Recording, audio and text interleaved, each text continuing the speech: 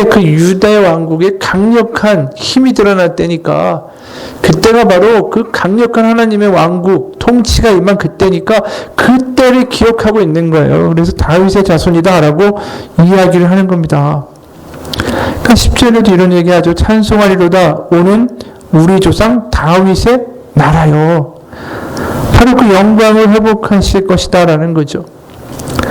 바로 그 바디메오가 우리가 저번에 봤을 때 바디메오의 장면에도 이러한 열망들이 나타나지 않습니까? 바디메오가 다윗의 자손 예수시여 나를 불쌍히 여겨달라고 부르짖죠. 그냥 부르는 게 아니에요. 다윗의 자손이라고 부를 때는 다 이런 맥락과 연결되어 있는 거죠. 그때 바디메오가 소리를 꽥꽥 지르니까 예수님을 호위하고 가던 일행들이 조용히 하라고 바디메오에게 면박을 주죠.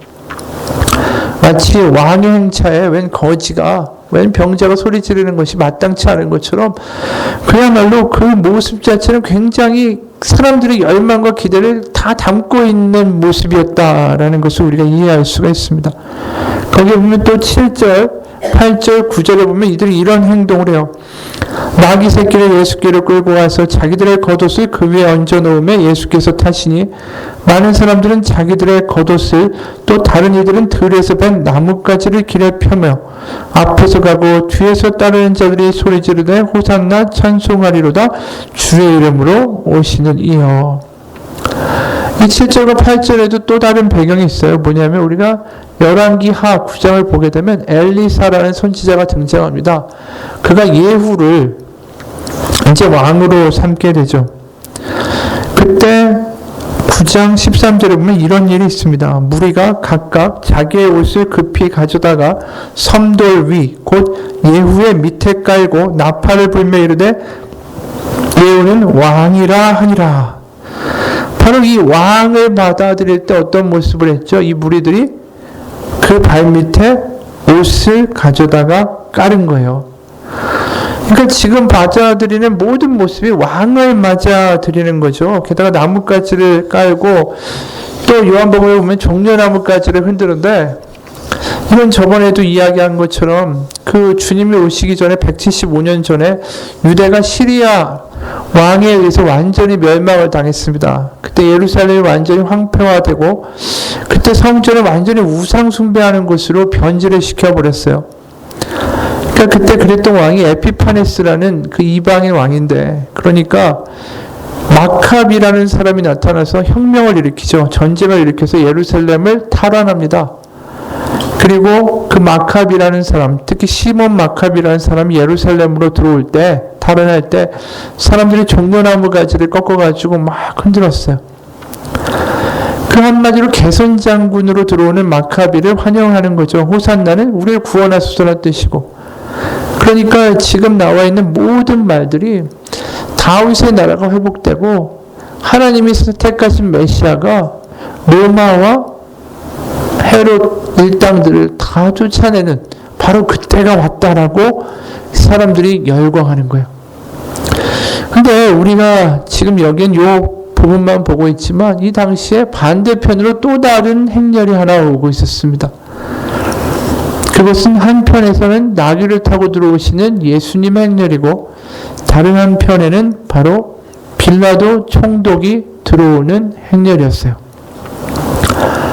바로 유대와 사마리아 지역을 다스리는 빌라도 총독이 로마의 기병대와 보병을 이끌고 서쪽에서 들어오는 거예요. 예수님은 감람산을 통해서 동쪽으로 들어가시고. 그러니까 이 빌라도는 가이사랴 빌립보라는 해변에 있는 도시에서 주로 지내다가 이제 절기가 되면 예루살렘으로 들어옵니다. 그럴 때 어떻게 들어오냐 하면 우리가 알고 있는 것처럼 당연히 로마 제국이니까 투구와 병기를 쓴, 그리고 깃발을 앞세우고 말을 타고 군말을 앞세우고 그렇게 아주 압도적인 시선을 끌면서 유대인의 성읍으로 들어오는 거예요. 바로 그 들어올 때 사람들은 다 느끼죠. 로마의 힘, 또 로마의 제국주의, 황제라는 신, 바로 그 힘을 가지고 들어오는 겁니다. 우리가 여러 번 얘기했지만 로마의 황제는 그냥 사람이 아니에요. 신의 아들인 거죠. 더 정확하게 얘기하면 주피터, 그게 그리스에서는 아폴로죠. 바로 거기에 아들이 바로 황제다라고 그들은 선언했습니다.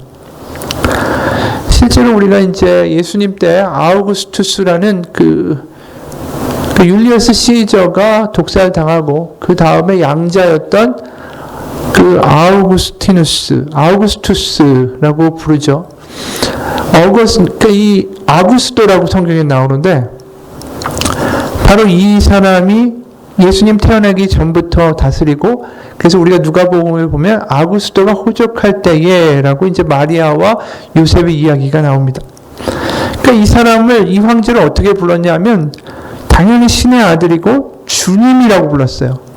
예수님을 주님이라고 부르는 것과 동일한 용어 큐리오스라고 불렀습니다. 그리고 구원자다라고 호칭을 받았어요. 그래서 실제로 그 당시에 예수님 태어나시기 바로 얼마 전에 소아시아의 그 도시에서 그 로마 황제인 아우구스투스를 칭송하는 하나의 비를 세우게 됩니다. 거기에 비문에 이렇게 기록되어 있어요. 인간을 향한 신의 섭리는 신의 열심을 가지고 아우구스투스를 보내심으로 인생들을 위해, 사람들을 위해 역사적으로 최고 정점의 시간들을 마련해 주었다. 신은 우리와 우리 자손들을 위해 구세주를 보내주셨다.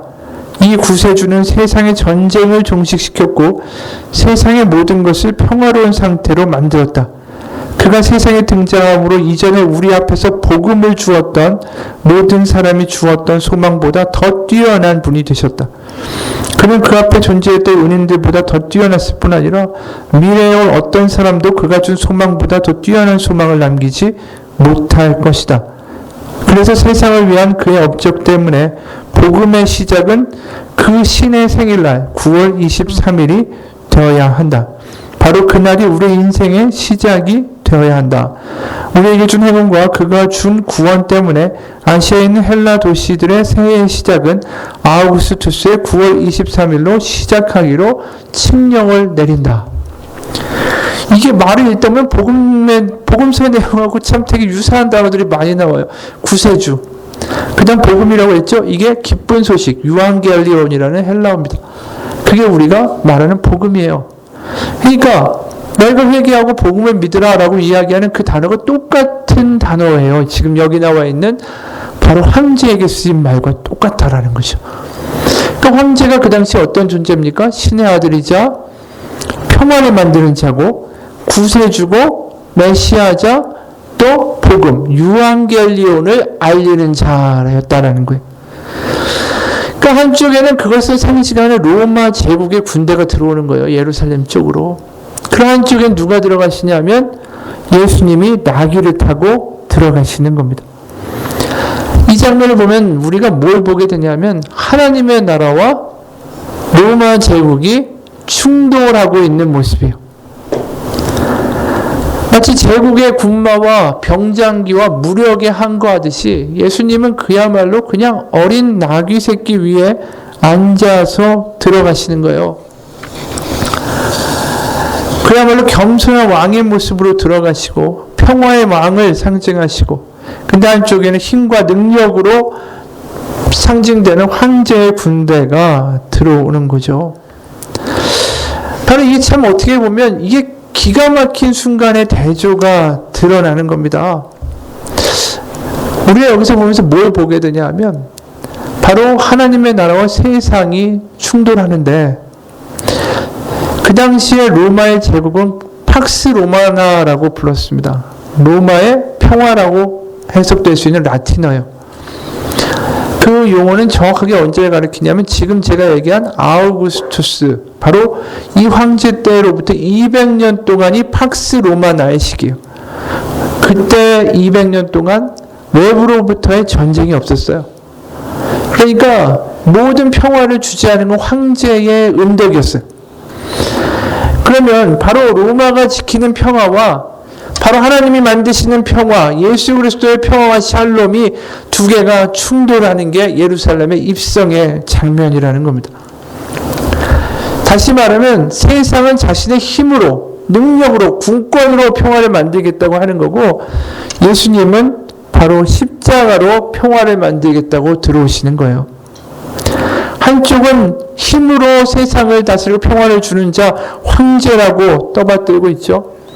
근데 이쪽에 들어오시는 예수님을 지금 유대인들이 오해하고 있는 거예요. 문제는 뭐냐 하면 예수님이 십자가에 못 박혀 죽으시는 바로 그것이 하나님의 나라의 열림이고 그것이 하나님의 나라의 대관식인데 사람들은 어떻게 이해하고 있냐 하면 아까 얘기한 것처럼 힘 대 힘의 대결로 이해하고 있었다라는 거죠. 그래서 저 로마 제국을 힘으로 물리치고 눌러버릴 바로 강력한 메시아 왕, 바로 그 왕이 예수님이다 라고 기대하는 겁니다. 근데 성경은 이야기해요. 힘으로 평화가 오는 것이 아니라고 이야기합니다. 결국 로마도 다 무너지죠. 팍스 로마노라고 아무리 전쟁이 없고 영원히 계속될 것 같던 그 평화도 결국 200년 만에 무너지고 로마 제국도 붕괴됩니다. 어떤 것도 평화와 완전함과 자유를 주는 것은 없어요. 결국은 영원하지 못합니다. 그들이 신이라고 믿었던 로마 황제들도 다 죽었고 결국은 아무 의미가 없는 하나의 사람이었다라는 거죠. 우리가 생각해보면 왜 하나님이 이런 로마 제국에게 힘으로 얼마든지 그냥 그 제국 무너뜨리실 수 있는데 왜 로마 군인들에 의해서 로마 제국에 의해서 죽임을 당하고 십자가에 못 박혀 죽으셨을까? 왜 하나님의 나라와 세상의 나라가 충돌했는데 왜 거기에 십자가가 등장할까? 우리가 그것에 대하여 한번 생각해 볼 필요가 있습니다. 사실 하나님의 능력이 약하심이 아니에요. 왜냐하면 우리가 구약을 보게 되면 남유다와 북이스라엘을 멸망시킨 아수르와 바벨론이라는 두 개의 강국이 나옵니다. 로마 제국이 있기 전에 가장 강력한 근동의 국가는 바로 그 두 나라였어요. 바로 바벨론과 아수르. 전차 부대를 앞세워서 아주 그냥 박세를 내버리는 강력한 군대들이었습니다. 그런데 결국 그들을 보면서 예레미야 50장을 보면 하나님이 이런 말씀하세요.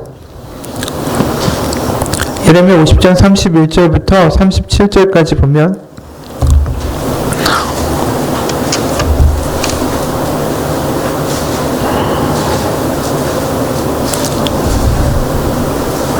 제가 읽겠습니다. 주 만군의 여호와의 말씀이니라. 교만한 자여 보라, 내가 너를 대적하나니 너의 날 곧 내가 너를 벌할 때가 이르렀음이라. 교만한 자가 걸려 넘어지겠고 그를 일으킬 자가 없을 것이며 내가 그의 성읍들에 불을 지르니 그의 주위에 있는 것들을 다 삼키리라. 만군의 여호와께서 이와 같이 말씀하시니라. 이스라엘 자손과 유다 자손이 함께 학대를 받는도다. 그들을 사로잡은 자는 다 그들을 붙들고 놓아주지 아니하리라. 그들의 구원자는 강하니 그의 이름은 만군의 여호와라. 반드시 그들 때문에 싸우시리니 그 땅에 평안함을 주고 바벨론 주민은 불안하게 하리라. 여호와의 말씀이니라. 칼이 갈대아인의 위에와 바벨론 주민의 위에와 그 고관들과 지혜로운 자의 위에 떨어지리라. 칼이 자랑하는 자의 위에 떨어지리니 그들이 어리석게 될 것이며 칼이 용사의 위에 떨어지더니 그들이 놀랄 것이며 칼이 그들의 말과 병거들과 그들 중에 있는 여러 민족의 위에 떨어지리니 그들이 여인들 같이 될 것이며 칼이 보물 위에 떨어지리니 그것이 약탈되리라. 결국 바벨론도 하나님의 능력 가운데 완전히 무너질 것이다 라고 예레미야가 예언하는 거죠. 하나님의 능력이 약해서 그러신 게 아니라는 거예요. 로마는 얼마든지 멸망시키실 수 있고 로마도 얼마든지 심판하실 수 있습니다. 그런데 예수님 십자가에 못 박혀 죽으셨어요. 마태복음 26장 51절과 53절, 54절 보면 이런 얘기까지 하세요. 뭐라고 얘기하시냐면 베드로가 예수님을 잡으러 온 그 대제사장의 종의 한쪽 귀를 칼로 잘라 팹니다. 그럴 때 이런 이야기 하십니다. 마태복음 26장 51절 54절 보면 예수와 함께 있던 자 중에 하나가 손을 펴 칼을 빼어 대제사장의 종을 쳐 그 귀를 떨어뜨리니 이에 예수께서 이르시되 내 칼을 도로 칼집에 꽂으라. 칼을 가지는 자는 다 칼로 망하느니라. 너는 내가 내 아버지께 구하여 지금 12군단 더 되는 천사를 보내시게 할 수 없는 줄로 아느냐. 내가 만일 그렇게 하면 이런 일이 있으리라 한 성경이 어떻게 이루어지겠느냐 하시더라. 바로 예수님이 얼마든지 이들을 하나님을 통해서 심판하실 수 있는 능력이 있으시다라는 거예요. 그런데 그렇지 않고 십자가에 못 박아 죽으시는 길을 선택하셨어요. 그 얘기는 뭘까요? 하나님은 로마처럼 힘으로 만드는 평화를 만드시기 원하시지 않았어요. 다른 말로 하면 하나님은 힘으로 우리를 바꾸거나 설득하거나 지배하고자 하시지 않는다라는 거예요. 그러니까 그분이 심판하시면 어느 누구도 그 심판을 피해갈 수가 없습니다. 우리는 다 죄인이에요. 가난하다고 병이 있다고 아니면 뭐 어떻다고 뭐 부자하고 가난하고 어떤 사람이든 간에 우리 자체에게 구원을 받을 자격이 있는 사람들은 아무도 없다라는 거죠. 우리는 다 착하지 못합니다. 하나님이 만약에 심판하시는 분이고 로마처럼 강력하게 징벌과 훈계와 폭력으로 모든 것들을 다스리는 분이시라면 우리는 다 죄를 받아 죽고 징벌받는 것이 마땅한 거죠. 그 안병동에서 일하는 어떤 의사가 이런 글을 썼어요. 안병동에서는 앞으로 많이 살아야 2, 3개월밖에 못 사는 사람들이 수두룩합니다. 그런데도 하루하루가 무료하다 보니까 모여서 화투를 친다고 합니다. 그 중에는 돈을 따는 사람들도 있겠지요. 그러면 야 나는 2만 원 땄다. 야 나 5만 원이다 하며 어린아이들처럼 좋아합니다. 그러나 이제 2달 있으면 이 땅에서 사라질 사람들이 2만 원 땄다고 5만 원 땄다고 기뻐하는 모습을 바라볼 때 마음에 한없는 서글픔이 생긴다라고 합니다. 이 암 환자들 2개월 있으면 3개월 있으면 세상을 떠나는데 그 2만 원, 5만 원에 그렇게 좋아한다는 게 얼마나 서글프고 어이없는 일이에요. 그런데 우리는 그 사람들보다 조금 더 오래 살겠죠. 근데 오래 사는 게 과연 얼마나 더 살겠어요? 뭐 2년, 10년, 30년? 결국은 연수의 차이일 뿐이지 결국 그러다 죽는 게 똑같은 거예요. 과연 우리가 무엇 때문에 이렇게 이 땅을 살아가는가 가만히 지켜보면 우리는 너무나도 한심한 부분들이 많은 사람들이에요. 눈앞에 보이는 이익에 일희일비하고 나중에 죽을 때 되면 후회할 짓을 너무 많이 하고 눈앞에 보이는 게 다인 것처럼 그거에 기뻐하고 또 실망해서 좌절했다가 우리가 그렇게 한심한 존재인데 만약에 우리를 그냥 힘과 능력과 재판과 심판으로 다 해결했다면 우리는 아무런 소망과 희망이 없습니다. 지금 로마 제국과 부딪히면서 하나님이 힘으로 그들을 제압하셨다면 항상 로마 제국과 같은 마음을 갖고 있고 힘을 의지하고 돈을 의지하고 권력을 의지하는 사람들은 아무런 구원의 가능성이 없는 거예요. 그런데 하나님은 그렇게 사람들을 바꾸고 싶어 하지 않으셨어요. 힘과 능력과 심판과 어떤 큰 저주가 아니라 하나님은 오로지 사랑으로 사람들을 바꿀 수 있다는 것을 보여주시는 거죠. 그 이야기가 지금 어려울 수 있지만 우리가 보면 이 제자들, 그러니까 당연히 권력이나 돈을 가진 사람들이 바뀌기 어려운 것은 사실이죠. 그러면 우리가 이런 생각할 수 있어요. 그러면 가난하고 무능력한 사람들은 그럼 오히려 하나님을 잘 믿게 되겠네. 우리가 이런 얘기도 들었잖아요. 부자가 천국에 들어가는 낙타가 바늘구멍에 들어가는 것보다 어렵다. 그러면 가난한 자, 없는 자들은 그럼 더 들어가기가 쉽겠네라고 이야기할 수 있어요. 하지만 우리가 하나님의 사랑과 은혜 없이면 아무런 가능성이 없다는 것은 가난한 사람도 마찬가지예요. 왜냐하면 우리가 제자들을 봅시다. 제자들이 맨 처음에 돈이 있었습니까? 아무것도 없었어요. 제자들의 능력이 있었습니까? 아무것도 없어요. 그들은 어부였고 세리였고 별 볼 일 없는 사람들이었어요. 그런데 처음에 예수님 만났을 때 뭐라고 했냐면 저는 죄인입니다. 저를 떠나소서 이랬던 사람들이었어요. 그 사람들이 예수님과 3년 다니면서 어떻게 변했냐면 자기들의 무리에 껴있지 않은 사람들이 예수님을 팔면 저 사람들 버려야 된다고 이야기하고 그들이 예수님과 다니면서 좌편 우편에 앉겠다고 벌써 그런 이야기만 하고 그들이 안진뱅이와 맹인들과 고생하는 사람들에 대해서 눈길 하나 주지 않는 사람으로 변화되는 걸 보게 돼요. 우리 우리가 여기서 보면 예수님과 3년을 같이 다니는데 그들이 예수님을 처음 따랐을 때보다 더 나아졌는가? 그렇지 않다라는 걸 우리가 보게 되는 거예요. 그 사람이라는 존재가 결국은 뭘 보게 되냐면 이들이 예수님이 일으키시는 기적에만 관심을 갖는 거죠. 하나님이 과연 무엇을 하고자 하는 것에 대한 관심이 없어요. 왜? 사람들은 다 그러니까. 그들이 바뀔 때는 언제 바뀌었냐? 십자가를 보고 난 이후에 바뀌었어요. 하나님은 돈이나 기적이나 능력이나 파워로 우리 가운데 인정받고 싶어 하시지 않아요. 그리고 그것으로 인정받는 것 자체가 말이 안 됩니다. 왜냐하면 우리가 그런 하나님을 믿는다면 우리는 우상을 믿는 거랑 똑같죠. 항상 하나님을 거래할 거고 하나님이 나의 구세주가 아니라 나를 도와주는 조력자가 될 겁니다. 우리에게는 정말 너무나도 이런 이기적인 마음들이 너무 많아요. 어느 순간에 이렇게 제자들처럼 3년을 다니면서도 안 변하는 것처럼 순식간에 우리가 맨 처음에는 하나님 정말 은혜 아니면 안 됩니다 이랬다가 2개월만 지나면 과거의 1개월의 나의 모습과 너무 달라진 나를 발견하게 되는 게 우리이기 때문이에요. 그럼 우리에게 아무런 가능성이 없는데 어떻게 우리를 심판하고 우리에게 힘과 능력과 그런 권한으로만 다가오는 하나님 우리가 사랑할 수 있겠어요? 우리가 이렇게 이기적이고 엉망인데. 우리에게 다가오신 하나님은 정말 우리를 용서해주고 우리를 참아주시는 분 아니면 우리에게는 아무런 가능성이 없습니다. 바로 십자가는 뭐냐 하면 너희가 이 정도로 망가져도 내가 너희를 포기하지 않는다라는 하나님의 말씀이에요. 로마 제국을 힘으로 물리치는 신을 우리는 원할 수 있습니다. 그런 강력한 능력을 보여주는 신을 원할 수 있어요. 그래서 우리가 싫어하는 이들에 대하여 하나님 보복해주고 저렇게 세상에 멸시하며 군림하는 이들을 벌하시라고 말할 수 있습니다. 하지만 우리도 높은 데 올라가면 그들과 다를 것 같아요. 똑같아요. 우리는 조금 돈이 생기잖아요. 다를 바가 하나도 없습니다. 제자들이 그런 거랑 우리는 똑같아요. 있는 자나 없는 자나 다 하나같이 가능성은 없어요. 우리 스스로는. 하나님의 은혜 아니면 가능성이 없습니다.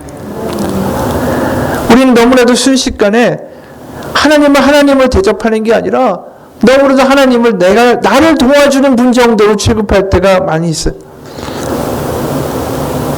지금 이스라엘 유대인들이 예수님을 왜 환영합니까? 자신들이 원하는 걸 이루어주니까 환영한 거예요.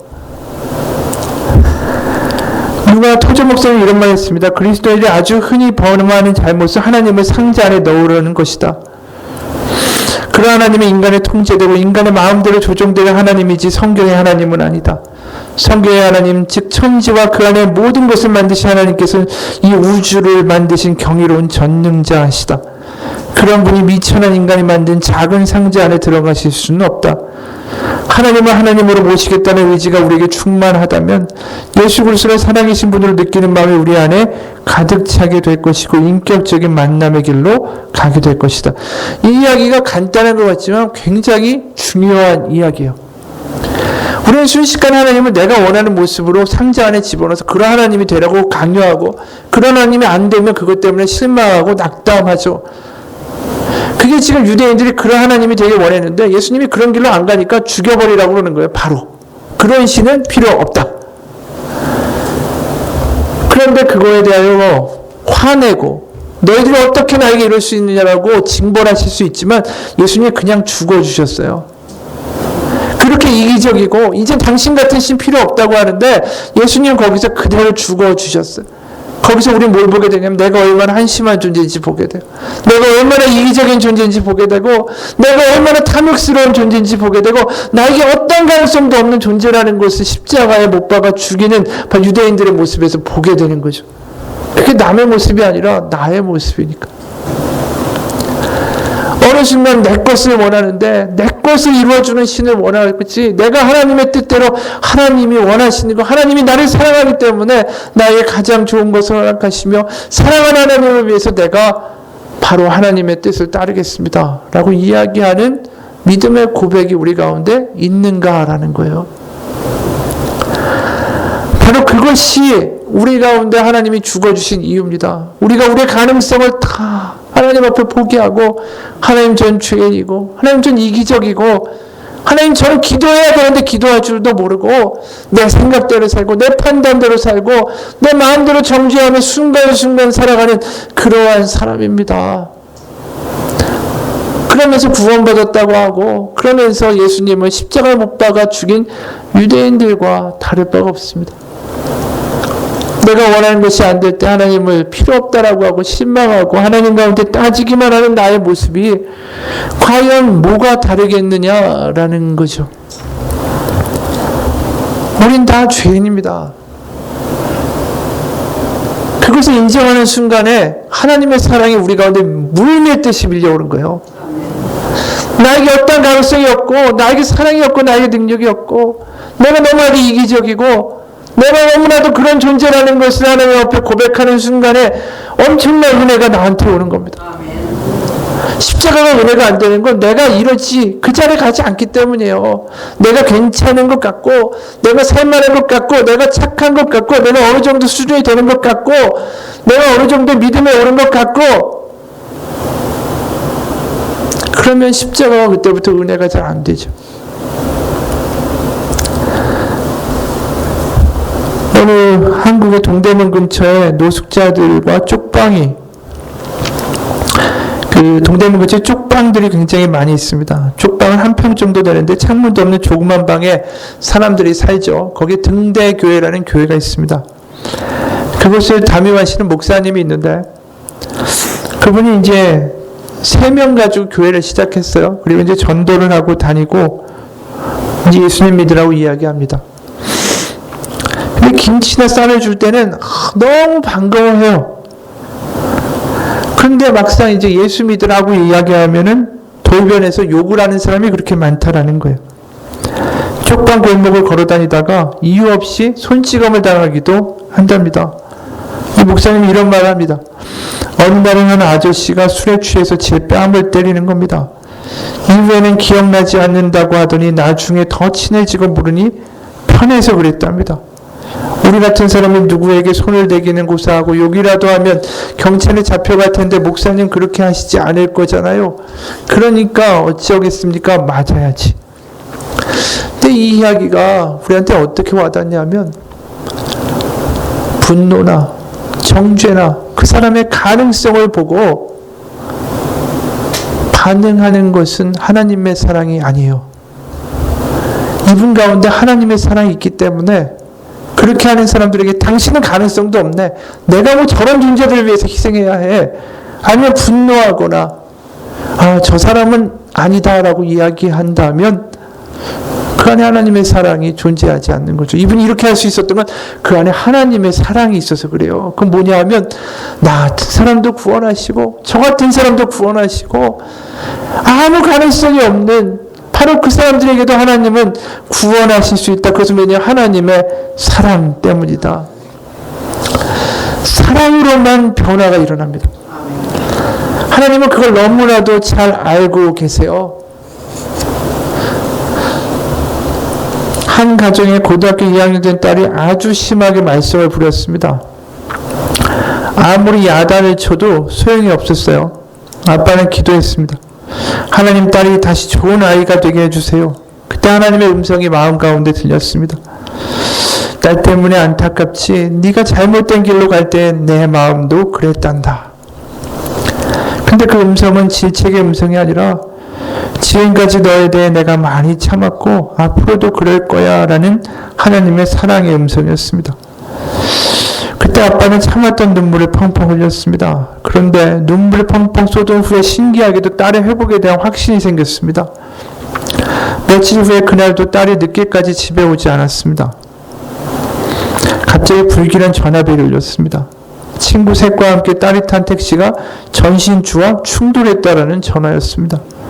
떨리는 가슴을 부여잡고 응급실로 뛰어갔습니다.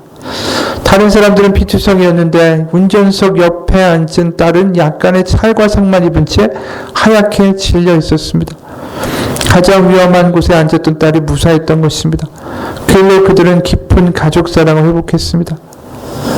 바로 그 아이를 바라보며 자녀가 나를 아프게 한 게 아니라 나도 나의 아버지를 아프겠다라는 생각 가운데, 마음 가운데 긍휼이 들어오기 시작할 때 그 자녀를 사랑할 수 있었고, 그 사랑이 우리의 가족을 변화시켰습니다. 가족이 변화되는 건 뭐였냐면 사랑 때문이에요. 우리는 어떻게 평가하는 걸 멈추겠어요? 비판하는 걸 멈추겠어요? 어떻게 너 이런 식으로 살면 안 되라는 말 10가지 나오는데 어떻게 참겠어요? 근데 그게 하나님이 나한테도 하시고 싶은 마음인지도 모르죠. 하나님이 나를 불쌍히 여기듯이 나도 그 자녀를 불쌍히 여길 때 그것의 로마의 통치가 아니라 하나님의 나라의 통치가 이루어지는 거예요. 로마의 통치는 근사해 보여요. 힘이 있어요. 멋있어요. 일사불란해요. 그게 가정에서도 우리 그런 걸 꿈꾸잖아요. 아버지가 딱 가면 쫙 조용해지고, 가정에 가면 그 말 딱 듣고, 그러면 다 평화가 이루어진 것 같죠? 그 어릴 때 그래요. 애들이 머리 크고 나면 그게 다 가짜였다라는 걸 알게 되죠. 쿠데타가 일어나니까. 힘으로 평화를 만들 수가 없어요. 겉으로 보이기엔 평화지만 그건 다 무너지게 되어 있습니다. 하나님이 주시는 평강은 사랑입니다. 하나님이 나를 어떻게 사랑했는가에 대해서 감격하고 감동하며 그 긍휼을 하나님 가운데 충만히 받는 사람들이 세상에 가서, 가정에 가서, 일터에 가서 하나님의 나라를 만들어내는 거예요. 그걸 만들어주기 위해 하나님이 십자가에 못 박아 죽는 길을 택하셨어요. 내가 이렇게 너를 위하여 죽고, 내가 너를 위하여 참고, 너를 위하여 긍휼을 베푸노라. 너희도 그 사랑을 받아 세상에 나가 사랑으로 세상을 바꾸고, 너의 가정을 바꾸고, 너의 일터를 바꾸라. 우리에게는 사랑이 가장 큰 힘이에요.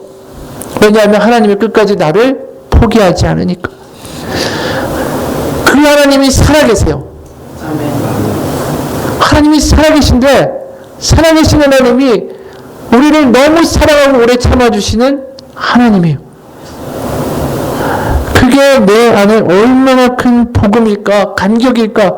그것은 바로 내가 스스로 실패자인 걸 고백하는 사람이 그것에 감격하고, 나의 생각과 나의 주장과 내 모든 것이 하나님 가운데 무너진 사람이 그것에 감격해요.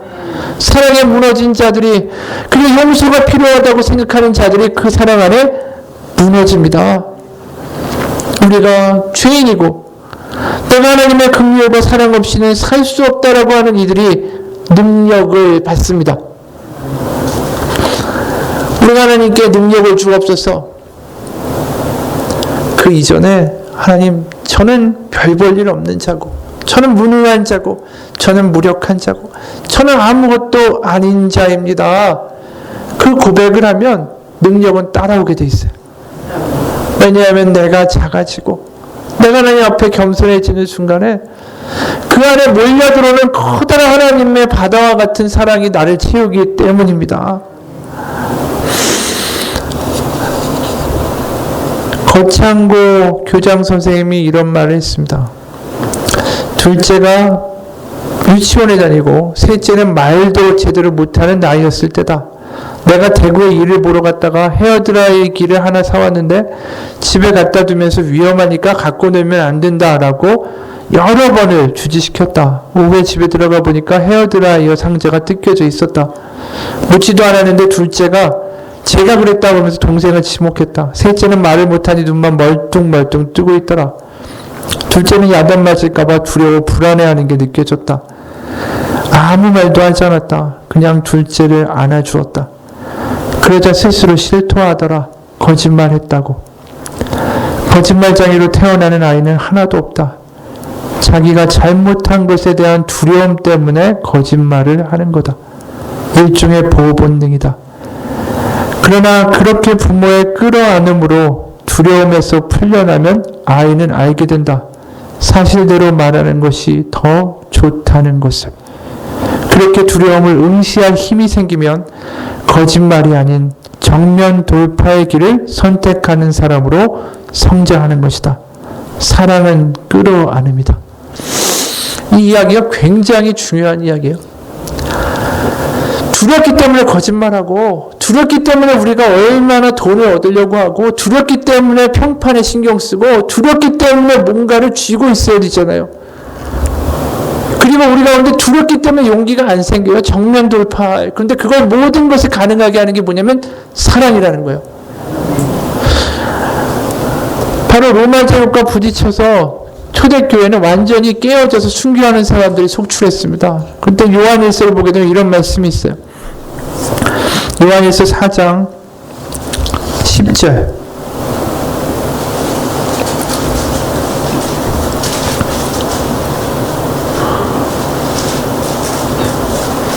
요한일서 4장 10절에 이렇게 말씀합니다. 사랑은 여기 있으니 우리가 하나님을 사랑한 것이 아니요 하나님이 우리를 사랑하사 우리 죄를 속하기 위하여 화목제물로 그 아들을 보내셨습니다. 그런 다음에 어떤 이야기를 하냐면 18절에 이런 말씀합니다. 18절에 사랑 안에 두려움이 없고 온전한 사랑이 두려움을 내쫓나니 두려움에는 형벌이 있음이라 두려워하는 자는 사랑 안에서 온전히 이루지 못하였느니라. 바로 이 말이에요. 하나님이 우리 가운데 부어주신 사랑, 먼저 하신 사랑, 그 사랑이 진실로 믿어지면 두려움이 없나니, 바로 두려움이 있다면 사랑 안에서 온전히 이루지 못한 것이라. 저 십자가가 무엇을 의미하는지에 대해서 확실한 마음의 감격과 믿어짐이 있으면 두려움을 이길 수 있다는 거죠. 하나님이 이 땅에 오신 이유는 이거예요. 우리 가운데 두려워하지 말라. 내가 너를 끝까지 사랑하고 네가 내 안에 있고 내 품에 있고 내 안에 엎드리기만 하면 내가 너를 끝까지 붙들고 이 세상 끝날까지 갈 것이다. 바로 그것을 우리 가운데 말씀해 주기 오셨어요. 네가 로마 제국처럼 힘을 원하고 권력을 원하고 또 다른 것으로 너를 지키려고 하지 말고 십자가에 있는 나에게 오면 너의 연약함이 더 이상 죄가 되지 않고 너의 두려움이 문제가 되지 아니하고 내가 너의 전부가 되어주리라.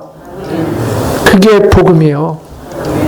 로마 제국을 물리치는 힘은 결국은 하나님의 사랑이고 하나님의 사랑 가운데 두려움을 이겨낸 용기 있는 믿음의 사람들 때문이었습니다.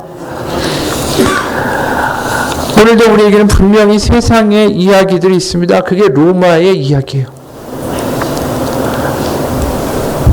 우리가 하나님 가운데 세상을 이기며 살아가려면 저 십자가에 얘기하는 하나님의 사랑이 얼마나 절절한가에 대하여 다시 한번 경험해야 됩니다.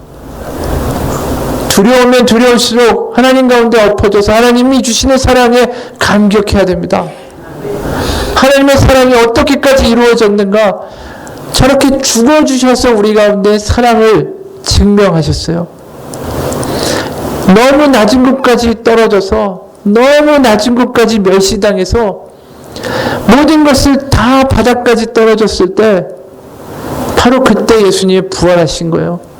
그 얘기는 뭐냐면 우리가 어떤 상황이든 간에 우리가 어떠한 바닥까지 내려갔을 때도 어떠한 지경에 이르렀을 때도 하나님은 우리를 구원하실 수 있어요. 왜냐하면 예수님이 저 바닥까지 우리를 구원하려고 저 밑까지 내려가셨기 때문이에요. 어떤 순간에도 우리에겐 구원의 가능성이 있습니다.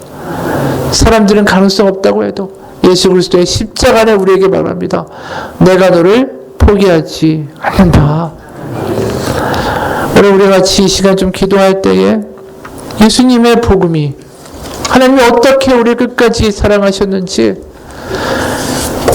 하나님 멸망시킬 수 있고 침반시킬 수 있고 혼낼 수 있고 심판할 수 있지만 우리를 바꾸기 위하여 끝까지 인내하시고 참으신 하나님의 사랑, 그 안에 우리의 모든 것을 고백하고 나의 이기적인 마음과 은혜를 잃어버린 마음과 어느덧 내 마음대로 살아가는 나의 모습과 나의 죄들과 나의 교만들을 아버지 앞에 내려놓고 십자가가 그동안 나에게 아무것도 느껴지지 않는 그런 나무 쪼가리로 변했다라는 아버지 앞에 진실한 우리 회개의 고백을 하면서 아버지 앞에 나아가기 원합니다. 그곳에 다시 한번 하나님이 은혜를 주시는 하나님의 기회가 골치 약합니다. 같이 기도하겠습니다.